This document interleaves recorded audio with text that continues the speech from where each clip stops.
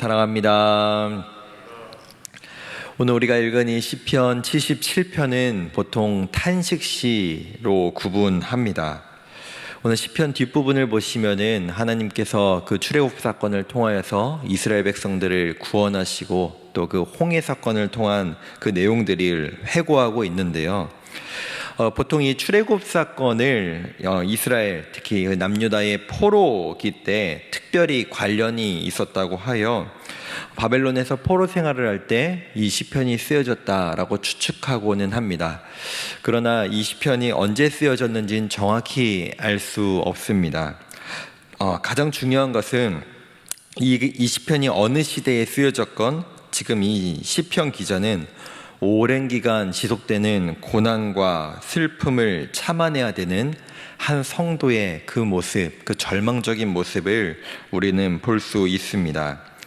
그가 얼마나 괴롭고 어려운 세월들을 보내었는지 하나님 앞에 부르짖고 또 부르짖으며 자신의 그 기도에 응답해 주실 하나님을 정말로 간절하게 기다리고 있습니다.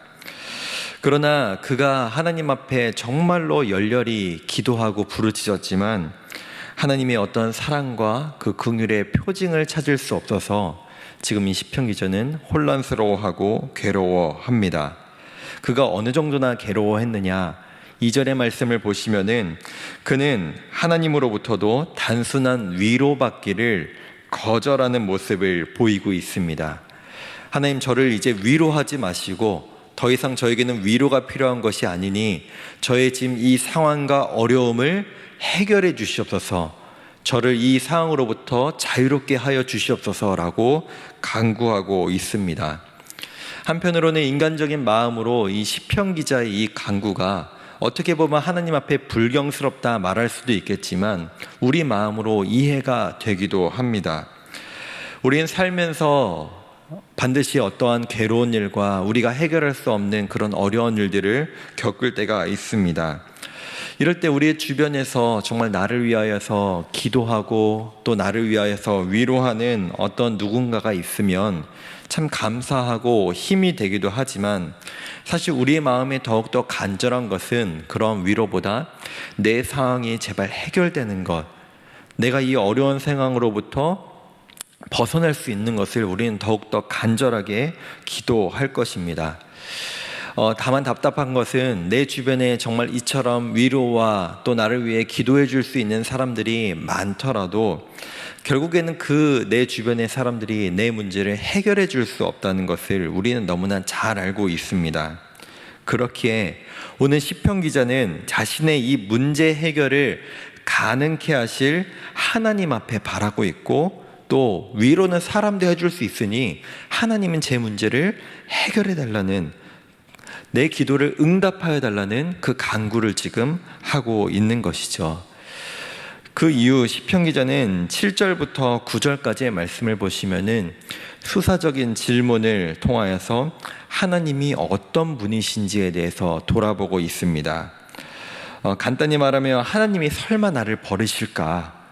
하나님이 설마 나를 잊으셨을까? 하나님의 인자가 설마 끊어졌을까?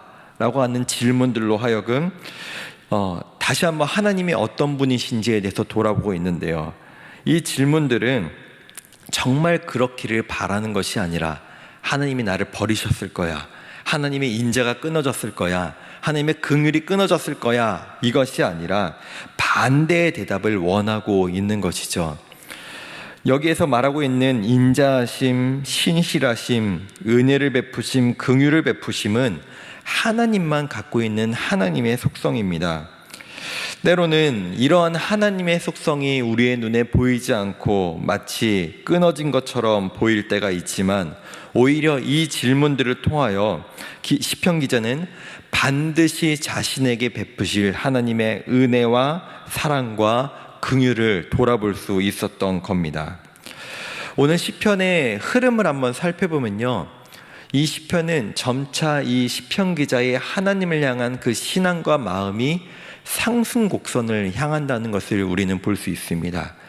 처음에는 정말로 그 좌절함과 낙심함으로 하나님 앞에 나아갔던 이 시편 기자의 마음이 하나님을 묵상하면 묵상할수록, 하나님을 기억하면 기억할수록, 하나님이 이런 분이시지, 하나님이 이런 분이셨지 라고 돌아보며 그가 점차 회복되어 감을, 그의 찢겨지고 무너졌던 마음이 점차 회복되어 감을 우리는 볼 수 있습니다.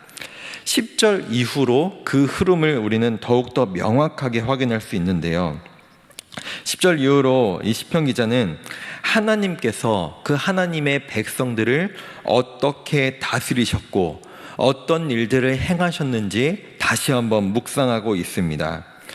현재의 어려움, 그러나 과거에 하나님께서 그의 백성들에게 행하신 구원들을 돌아보며 그는 다시 하나님을 향한 신뢰를 회복하여 갑니다. 다시 한번 그는 수사적인 질문을 13절에서 이처럼 사용합니다. 하나님같이 위대한 신이 누구오니까? 하나님같이 위대한 신이 없다라는, 하나님같이 위대한 신은 세상에 존재하지 않는다라는 것이 아니라 하나님만이 가장 위대한 신이십니다 라는 것을 고백하고 있는 것이죠. 또한 그 이후에 기이한 일을 행하셨다, 이것은 우리가 고린도 전서에서도 확인할 수 있는 하나님께서 행하신 출애굽 사건을 의미하는 건데요, 그 이후로 우리가 시편 뒷부분을 보시면 하나님께서 그 출애굽한 이스라엘 백성들을 어떻게 구원하셨는지에 대해서 시편 기자는 자세하게 표현하고 있습니다. 그 하나님의 출애굽 사건을 통하여 구원을 얻었던 것은 이스라엘 백성들, 즉 이 시편 기자의 조상들이었습니다. 그처럼 그는 하나님께서 애굽에서 그의 백성들을 구원하셨음, 인도하셨음을 마지막으로 언급하며 이 시편은 갑자기 끝을 맺습니다. 왜 이렇게 표현했을까요? 내가 하나님의 그 출애굽 사건을 기억해 보니 하나님께서 나의 조상들을 어떻게 구원하셨는지를 다시 한번 돌아보니 나는 더 이상 말할 필요가 없구나. 내가 더 이상 기도할 필요가 없구나. 하나님께서 내 조상들을 이처럼 구원하셨던 것처럼 나도 그렇게 구원하실 것임을 확신하고 믿습니다 라는 고백이 이 시편 가운데 내포되어 있는 것입니다. 내가 지금 당장은 너무나 어렵고 괴롭고 슬프고 정말 낙심하여 있지만 하나님께서 그의 백성들을 행하신 일들을, 그 위대한 일들을 회고해 보니 결국 내가 의지할 것은 하나님밖에 없구나.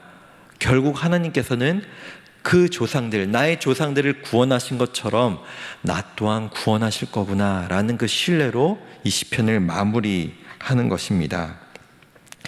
오늘 우리는 이 77편의 하나의 시편을 보았지만 이 시편의 흐름, 바로 한 성도의 믿음의 흐름이 바로 우리의 믿음의 흐름이 되었으면 좋겠습니다. 시편의 기자는 처음에는 정말로 낙심하고 하나님, 저는 하나님의 위로도 필요 없습니다. 지금 당장 나의 상황을 해결해 주시옵소서 라고 하며 울부짖고 하나님 앞에 어리광을 부렸지만 결국 그는 자신의 생각과 그 묵상의 중심이 하나님을 벗어나지 않았습니다.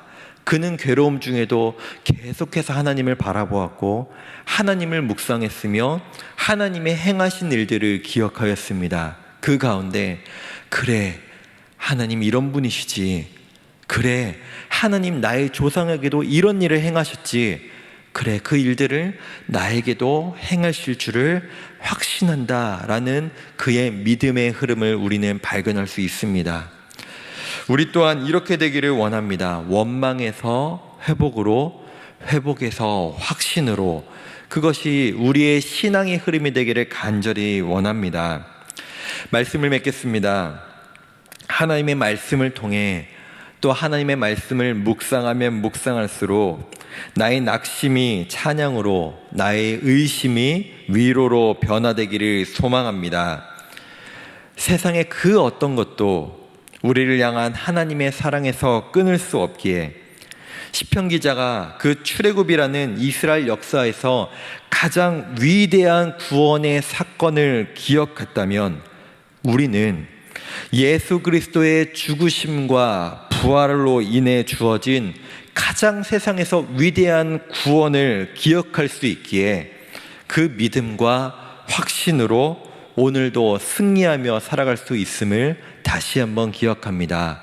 오늘 하루도 또 우리의 평생의 삶 가운데 우리는 출애굽보다 더 위대한 예수 그리스도의 그 십자가 사건을 기억하며 그 사랑을 기억하며 우리는 믿음으로 주 앞에 나아갈 수 있는 성도님들이 될 수 있기를 간절히 소망하고 축복합니다.